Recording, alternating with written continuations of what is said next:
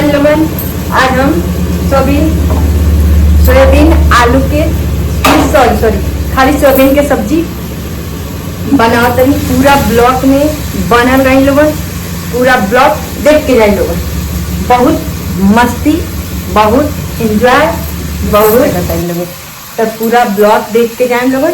तो लोगन इनके बता दी कि जब भी हम ब्लॉग या वीडियो शूट करे जानी तब भी लाइट कट जाला। देखिए लोगन, हम चूल्हा पर कढ़ाई चढ़ा चुकल बानी। ठीक, जब भी ब्लॉग वीडियो बनावे जाए लाइट ना कटे के कोनो संभावना नहीं के, कट ही जाए। ठीक, तो देख सकता है, पता ना लाइट से हमारे से का दुश्मनी बा, कहिया के दुश्मनी। ऐसे ना कटी, ऐसे सुता रहे काम करत रहे तो ना कटी, लेकिन वीडियो या ब्लॉग जो कुछ भी बनावे जाए लाइट कट जाए, या नहा के सूते जाए तब कट जाए। तो वाला देख सकता है लोग, हम यहाँ सोयाबीन के फ्राई करे जाते हैं। तो लाइट कट चुकल बा, ऐसे रुगल बन के हम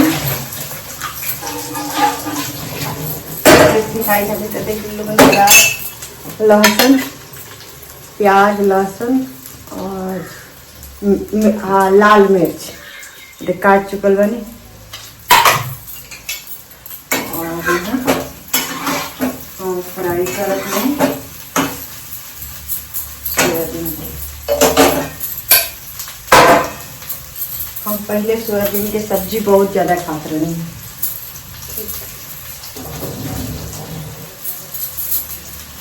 हर चीज के एथी बा, लेकिन आज के डेट में एक बार मोटापा आ जाए तो दोबारा जाए के नाम नहीं, कभी ना जाए जिंदगी में। एक बार मोटापा यदि आ गई तो लोग इनके बता दी कि कभी मोटापा ना जा सका। तो देखिए लोग, मत बिंदी गिर गई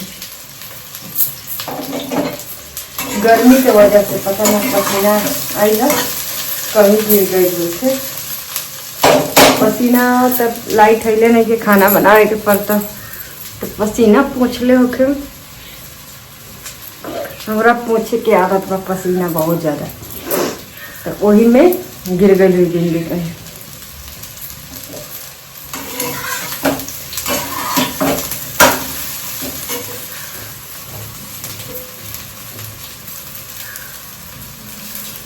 देख लीजिए, सोयाबीन फ्राई हो जाए और बाद मसाला वसाला भूज के फटाक से बना ले हैं का। इनमें से थोड़ा सा अच्छा होता, तो ऐसे लाइट भी नहीं थे तभी भी।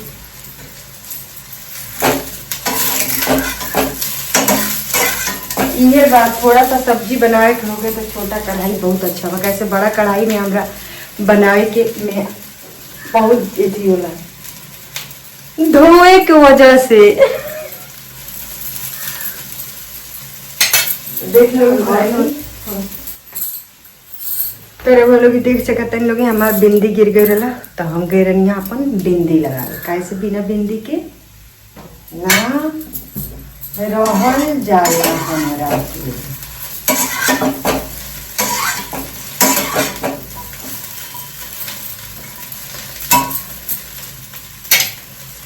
तो सोयाबीन फ्राई हो जाए, ओकरा बाद कथी डलाई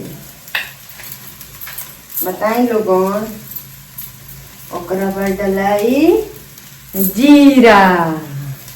तो वो लोग देख सकते हैं लोगन,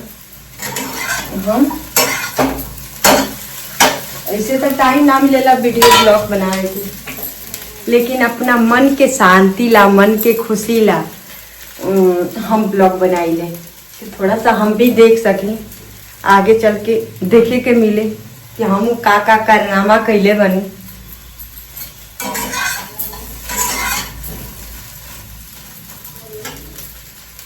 ब्लॉग में बनल रही लोगन, पूरा ब्लॉग देख के जाए लोगन।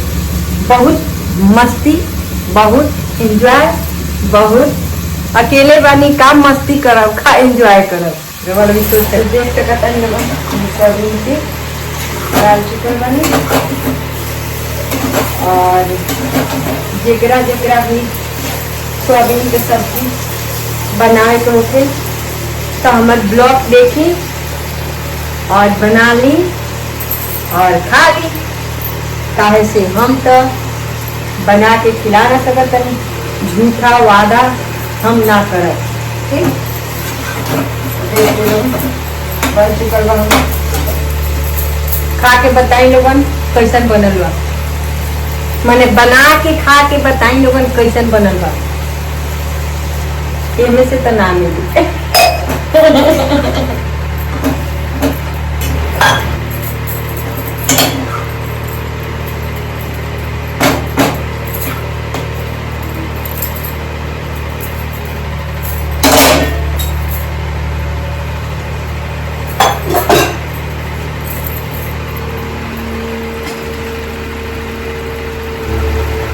सोयाबीन में पानी डाल चुकल बानी